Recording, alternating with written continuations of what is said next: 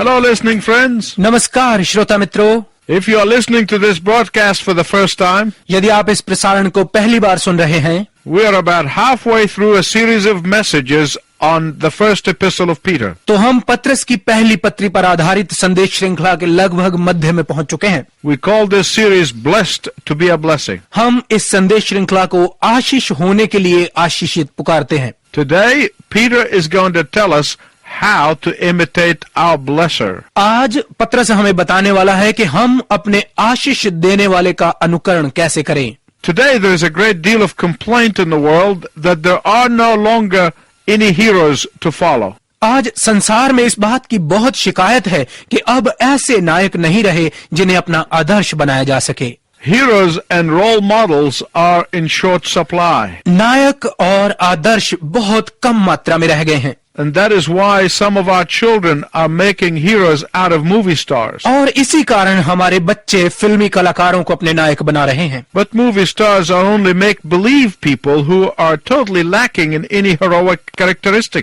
परंतु फिल्म कलाकार केवल उन लोगों को कायल करते हैं जिन्हें बिल्कुल नायकता की कोई विशेषता पता नहीं होती। Other people have completely confused heroism and role models with fame and even infamy. कुछ दूसरे लोगों ने नायकता और आदर्शता को प्रसिद्धि और बदनामी में बिल्कुल उलझा कर रख दिया है। There's a story about a group of young school children. एक कहानी है जवान स्कूली बच्चों के एक समूह के बारे में। They were asked to write a short story about the heroes in their lives. और उन्हें उनके जीवनों में अपने अपने नायकों के बारे में एक छोटी छोटी कहानी लिखने के लिए कहा गया। One little 7-year-old girl chose her father as her personal hero. एक छोटी सी 7 साल की बच्ची ने अपने पिता को अपना नायक चुना। Her father was really flattered, उसका पिता बहुत प्रसन्न हुआ and he was absolutely surprised. और वो बिल्कुल आश्चर्यचकित था, But he was also completely delighted. परंतु वो खुश भी बहुत था। So he asked her, "Why did you choose me?" तो उसने बच्ची से पूछा, तुमने मुझे ही क्यों अपना नायक चुना? The girl said, बच्ची ने कहा, "Because I could not spell the name of my favorite movie star." क्योंकि मैं अपने पसंदीदा फिल्म कलाकार का नाम नहीं लिख पाई। Sometimes parents bring this upon themselves. कई बार माता पिता ये बात खुद अपने ऊपर ले आते हैं। How? कैसे? When they do not set an example for their children, जब वो अपने बच्चों के लिए उदाहरण नहीं बनते, and when they do not teach their children by example. और जब वो अपने बच्चों को उदाहरण बनकर नहीं सिखाते। I read a story that illustrates this. मैंने एक कहानी पढ़ी जो इस प्रकार का उदाहरण देती है। There was an overprotective mother एक बहुत अधिक ख्याल रखने वाली माँ थी who was spoiling her son rather than training him. जो अपने बेटे को प्रशिक्षित करने के बजाय उसे बिगाड़ रही थी। Instead of disciplining him, she gave him everything. उसे अनुशासित करने के बजाय वो उसे सब कुछ मुहैया करवाती थी। She never trained him about the difference between right and wrong. उसने अपने पुत्र को कभी गलत और सही के अंतर के बारे में नहीं सिखाया। When the boy was going to his very first day of school, जब उसका बेटा अपने पहले दिन स्कूल गया, she not only accompanied him all the way to the classroom, वो न केवल उसके साथ कक्षा तक गई, but she would not leave until she talked to the teacher. परंतु वो तब तक वहां से वापस न आई जब तक उसने शिक्षक से बात न कर ली। And the mother told the teacher, और माँ ने शिक्षक से कहा, "If my son misbehaves, punish the boy next to him, इस साथ वाले लड़के को दंड देना, because my little boy learns by example." क्योंकि मेरा ये मासूम बेटा उदाहरण के द्वारा सीखता है। That's the kind of attitude many have in society today. आज समाज में बहुतों का व्यवहार इसी प्रकार का है। No wonder many young people are confused about true heroism.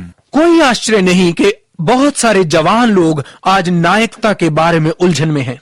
And yet the Apostle Peter was far from being confused about who his hero was. और तो भी प्रेरित पत्रस इस उलझन से कहीं दूर था कि उसका नायक कौन था। Today Peter is telling us that we have only one hero. आज पत्रस हमें बता रहा है कि हमारा केवल एक ही नायक है। He is telling us that we have only one perfect role model. वो हमें बता रहा है कि हमारा केवल एक ही श्रेष्ठ आदर्श है। We don't have to look any further. हमें और ढूंढने की आवश्यकता नहीं है। In our success-oriented age that is based on youth, हमारे इस बढ़ती हुई सफलता के समय में जो कि आज के नौजवान पर आधारित है, in a world where success is based on wealth, इस संसार में जहां कामयाबी धन संपत्ति पर आधारित है, In a world where success is based on size, इस संसार में जहां कामयाबी आकार पर आधारित है, in a world where success is based on popularity, संसार में जहां सफलता प्रसिद्धि पर आधारित है, Peter is saying that we must never look beyond the Lord Jesus as our role model. पतरस कह रहा है कि हमें प्रभु यीशु को अपना आदर्श मानते हुए उसके आगे और कुछ नहीं देखना चाहिए। We must never look beyond the one who paid the price for our sins on the cross of Calvary. हमें उसके आगे और कुछ नहीं देखना चाहिए जिसने कल्वरी क्रूस पर हमारे पापों की कीमत चुकाई। Peter is saying that we must model the one who is considered a failure by the world. पतरस कह रहा है कि यीशु ही हमारा असली आदर्श होना चाहिए जिसे संसार अयोग्य समझता रहा, but is considered a real success by God. परंतु परमेश्वर ने उसे असली सफलता माना। Let me explain. मैं इसकी व्याख्या करता हूं। For the one who suffered outside the city gate वो जिसने शहर के फाटक से बाहर दुख उठाया, has had millions of followers उसके ऐसे कई लाखों अनुयायी थे who rejoiced that they were counted worthy to suffer shame and die for his sake. जिन्होंने इस बात का आनंद मनाया कि वो उसके लिए लज्जित होने और मरने के योग्य गिने गए। The world considered Jesus a failure. संसार ने यीशु को एक असफलता समझा, God considered Jesus a success. परमेश्वर ने यीशु को सफलता माना। The Apostle Paul probably was the greatest scholar of his day. प्रेरित पौलुस शायद अपने समय का सबसे महान विद्वान था। After he met the Lord Jesus Christ on the road to Damascus, प्रभु यीशु मसीह को दमिश्क के मार्ग पर मिलने के बाद he spent the rest of his life preaching the gospel to every part of the known world. उसने अपना बाकी समस्त जीवन संसार के हर परिचित भाग में सुसमाचार प्रचार करते हुए बिताया। At the end of his life, अपने जीवन के अंत में after a life of preaching the word of God, परमेश्वर के वचन के प्रचार का जीवन जीने के बाद Paul met death when an executioner severed his head on the Appian Way at the heart of Rome. पौलुस की मृत्यु हुई जब एक जल्लाद ने रोम के केंद्र में उसका सिर काट कर अलग कर दिया। That would render him a failure by the world's standards. संसार के हिसाब से उसे असफलता गिना गया, But God declared him a success. परंतु परमेश्वर ने उसे एक सफलता घोषित किया। During the English Reformation, ब्रितानिया आंदोलन के दौरान there were 3 bishops who refused to compromise the preaching of salvation through grace alone. 3 ऐसे बड़े मसीही अगुए थे जिन्होंने केवल अनुग्रह के द्वारा उद्धार की शिक्षा पर समझौता करने से इनकार कर दिया। They were all burned at stake for preaching the gospel of grace. उन सबको अनुग्रह का सुसमाचार सुनाने के कारण जला दिया गया। And just as the fire enveloped them, और जैसे ही आग ने उन्हें समेटा, one man was heard to cry out to his friend and fellow bishop, उनमें से एक व्यक्ति को चिल्लाकर अपने साथी से ये कहते हुए सुना गया, "Play the man, ऐसा ही सही, for by God's grace we will light a candle in England as we thus blazingly die." क्योंकि हमारे यहाँ जलकर मरने से परमेश्वर के अनुग्रह के द्वारा हम ब्रितानिया में एक दिया जला देंगे That will never be put out. जो कभी नहीं बुझेगा।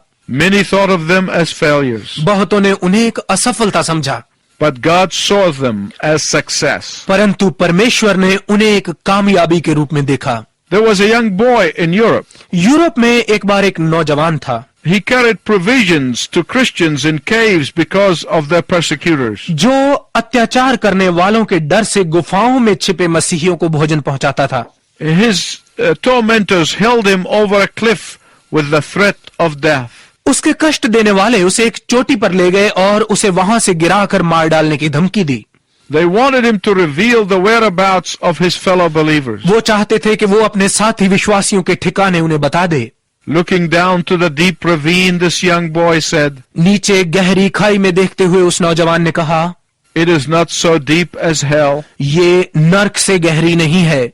I will never tell and you can drop me down." मैं कुछ नहीं बताऊंगा और तुम मुझे यहाँ से नीचे गिरा दो। The world may have thought of him as foolish, संसार ने चाहे उसे मूर्ख समझा हो, but God saw this young boy as a great success. परंतु परमेश्वर ने इस जवान को एक बड़ी सफलता के रूप में देखा। That is the meaning of the passage in 1 Peter that we were looking at today. इस भाग का यही अर्थ है जिसे हम पहला पत्रस में से आज देख रहे हैं। If there is a desperate need in our world today, यदि आज हमारे संसार में एक गहरी आवश्यकता है, if there is a desperate need in our churches today, यदि आज हमारी कलीसियाओं में एक गहरी आवश्यकता है, it is the need to reintroduce this generation to true heroism. तो वो है इस पीढ़ी को फिर से असल नायकता से रूबरू कराने की। The Apostle Peter is saying that we have the hero par excellence in our Savior himself. प्रेरित पत्रस कह रहा है कि हमारे पास हमारे उद्धारकर्ता में स्वयं उत्तम दर्जे का श्रेष्ठ नायक मौजूद है, The Lord Jesus Christ. Prabhu Yeshu Masih. Therefore imitate him. इसलिए उसके सदृश बनो। And that is why I have called this message, Imitate your Blesser. और इसीलिए मैंने इस संदेश को अपने आशीषकर्ता का अनुकरण करो पुकारा है। Let's look and read 1 Peter 2:21-25. आइए पहला पत्रस 2 अध्याय के 21 से 25 पदों को पढ़ें। और तुम इसी के लिए बुलाए भी गए हो, क्योंकि मसीह भी तुम्हारे लिए दुख उठाकर तुम्हें एक आदर्श दे गया है कि तुम भी उसके चिन्ह पर चलो। न तो उसने पाप किया और न उसके मुंह से छल की कोई बात निकली। वो गाली सुनकर गाली नहीं देता था और दुख उठाकर किसी को भी धमकी नहीं देता था, पर अपने आप को सच्चे न्याय के हाथ में सौंपता था। वो आप ही हमारे पापों को अपनी देह पर लिए हुए क्रूस पर चढ़ गया, जिससे हम पापों के लिए मर करके धार्मिकता के लिए जीवन बिताएं। उसी के मार खाने से तुम चंगे हुए, क्योंकि तुम पहले भटकी हुई भेड़ों के नाई थे, पर अब अपने प्राणों के रखवाले और अध्यक्ष के पास फिर आ गए हो। The Apostle Peter said, For this you have been called. प्रेरित पत्रस कहता है कि इसी के लिए तुम बुलाए गए हो। Called to what? किसके लिए बुलाए गए हैं? Some people say called to suffering. कुछ लोग कहते हैं कि दुख उठाने के लिए बुलाए गए हैं। There are other passages in the scripture that tells us that we are called to suffering. वचन में कुछ दूसरे भाग हैं जो बताते हैं कि हम दुख उठाने के लिए बुलाए गए हैं, But that's not one of them. परंतु ये भाग उनमें से नहीं है। Let's look at the verse again. आइए फिर से इस पद को देखें।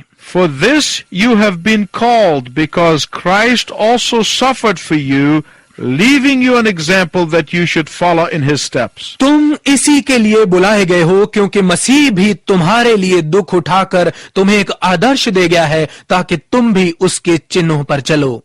So here's what Peter is saying. तो पत्रस ये कह रहा है, We are called to follow the example of Christ. हम मसीह के चिन्ह पर चलने के लिए बुलाए गए हैं। We are called to follow and imitate the Lord Jesus Christ if and when we suffer.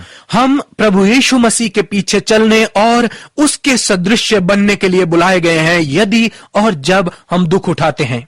So, what God has called you and me to do is not necessarily to suffering. तो परमेश्वर ने आपको और मुझे जो कार्य करने के लिए बुलाया है, जरूरी नहीं है कि वो दुख उठाने का ही कार्य है, But we must follow the example of Christ when we suffer. परंतु जब हम दुख उठाते हैं तो हमें मसीह के उदाहरण पर चलना आवश्यक है। Of course, Peter is quoting from Isaiah 53. बिल्कुल, पत्रस यशाया की पुस्तक उसके 53 अध्याय में से ही बात कर रहा है। After the broadcast, you might want to read that in your Bible. प्रसारण के बाद शायद आप बाइबल में से इसे पढ़ना चाहें। You'll be amazed at how the Old and the New Testaments come together. आप चकित रह जाएंगे कि पुराना और नया नियम कैसे साथ साथ चलते हैं। One fulfills the other. एक दूसरे को पूरा करता है। Peter quotes heavily from Isaiah 53 throughout this passage. इस पूरे भाग में पत्रस यशाया 53 अध्याय में से बहुत कुछ बताता है। My listening friend, I want to make a point very clear because it's very important. मेरे श्रोता मित्र, मैं एक बात बिल्कुल साफ करना चाहता हूं क्योंकि ये बहुत महत्वपूर्ण है। Verses 21 to 25 of 1 Peter 2 पहला पत्रस 2 अध्याय के 21 से 25 पद are the hub around which the whole epistle revolves. ये एक केंद्र है जिसके इर्द गिर्द ये पूरी पत्री घूमती है। Verses 21 to 25 of 1 Peter 2 पहला पत्रस 2 अध्याय के 21 से 25 पद are the cornerstone upon which the whole epistle is built. ये कोने के वो पत्थर हैं जिस पर पूरी पत्री को उसारा गया है। That is why I don't want you to miss it. इसलिए मैं नहीं चाहता कि ये आपसे छूट जाए। Why did Peter wait until the middle of the passage to get to the hub? इस केंद्र तक पहुंचने के लिए पत्रस ने इस भाग के मध्य तक प्रतीक्षा क्यों की? Why didn't he put the core and the foundation stone of this epistle at the beginning? क्यों उसने इस आवश्यक भाग और नींव के पत्थर को पत्री के प्रारंभ में नहीं रखा? Why didn't Peter just begin the epistle by telling us that we should follow the example of Christ? क्यों पतरस ने इस पत्री को हमें केवल ये बताते हुए प्रारंभ नहीं कर दिया कि हमें मसीह के चिन्ह पर चलना चाहिए? Because he wants to be sure that we understand that our primary calling comes first. क्योंकि वो निश्चित होना चाहता है कि हम इस बात को समझते हैं कि हमारी बुनियादी बुलाहट सबसे पहले आती है। Our following the example of Christ is a secondary calling. हमारा मसीह के चिन्ह पर चलना दूसरी पुनः बुलाहट है, It is not a primary calling. ये मूल बुलाहट नहीं है। Are any of you who are listening surprised by that?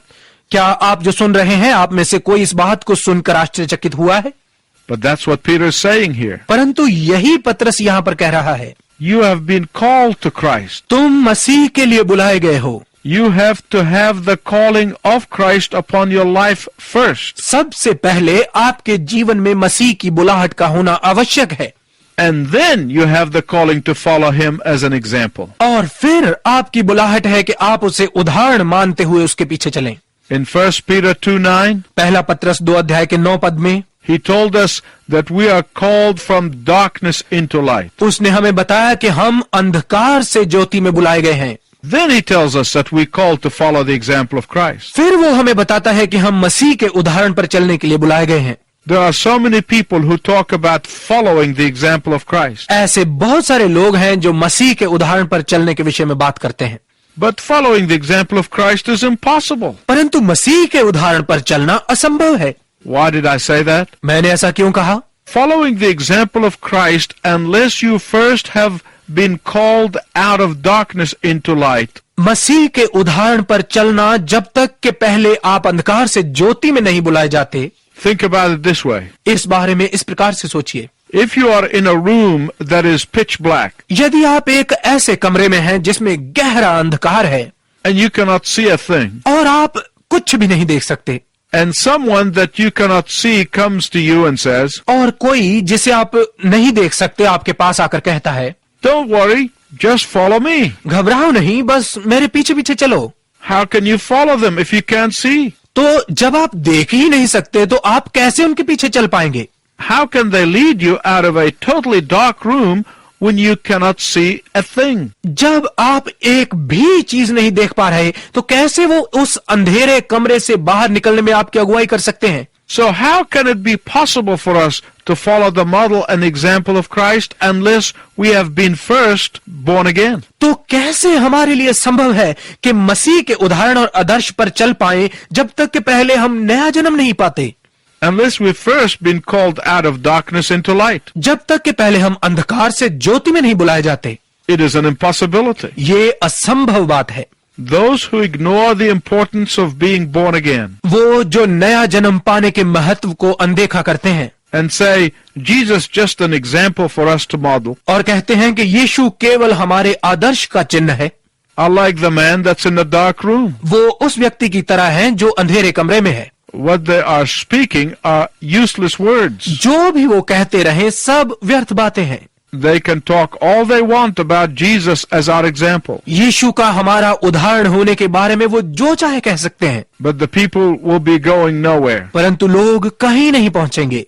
How can you follow the example of Christ unless you know Christ? जब तक आप मसीह को जानते ही नहीं हैं, तब तक आप कैसे मसीह के उदाहरण पर चल सकते हैं? First, you have to know Jesus before you can follow him. यीशु के पीछे चलने से पहले आपको उसे जानना आवश्यक है। First, you have to have a relationship with Jesus before you can use him as a pattern for living. इससे पहले कि आप यीशु को अपने जीवन के आदर्श के रूप में प्रयोग करें, आपको उसके साथ जुड़ना होगा। First, you have to have a relationship with Jesus before he can be your role model. इससे पहले कि वो आपका आदर्श नायक बने, आपको उसके साथ एक संबंध में आना है। How do the disciples of Christ follow his example? मसीह के चेले उसके उदाहरण पर कैसे चलते हैं? First, don't take revenge when you are wronged. सबसे पहले जब आपके साथ अन्याय होता है तो प्रतिशोध न लें। Second, दूसरा, wait patiently for God's justice when man's justice is lacking. जब मनुष्य का न्याय न मिल रहा हो तो धैर्य के साथ परमेश्वर के न्याय की प्रतीक्षा करें। Third, तीसरा, never deny the truth. सत्य का कभी इनकार न करें। And I've noticed that my time has just run out. और मैं देख रहा हूं कि मेरा समय समाप्त हो गया है। Next time, अगली बार we will look at these three things further. इन 3 बातों पर हम और देखेंगे। Until next time, I wish you God's richest blessing. अगले समय तक मैं आपके लिए परमेश्वर की उत्तम आशीष की कामना करता हूं।